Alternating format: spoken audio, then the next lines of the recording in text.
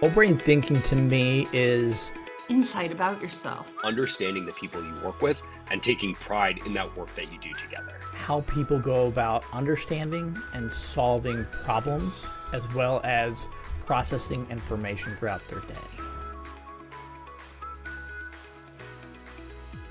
The model of whole brain thinking is based upon 4 quadrants. So on the upper left-hand side of the model is the blue quadrant. And this quadrant answers the question of what.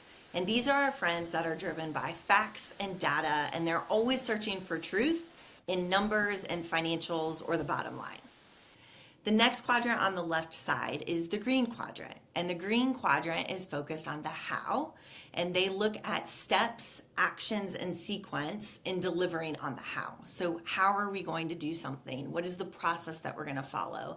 And they like to do things the way that we said we would do it. On the right side of the model, on the right-hand side, is the red quadrant, and these folks answer the question of who. So who do we need to involve? Who do we need to communicate with? Who do we need to loop in? And they're constantly thinking in terms of teams, groups, or relationships. The upper right-hand side of the model is the yellow quadrant. And our yellow friends are always thinking in terms of why.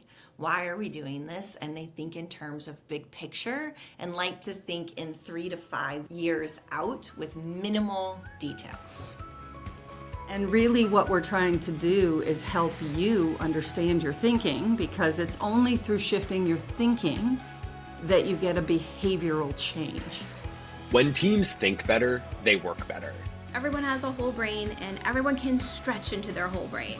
And that is what whole brain thinking is all about, learning how to do that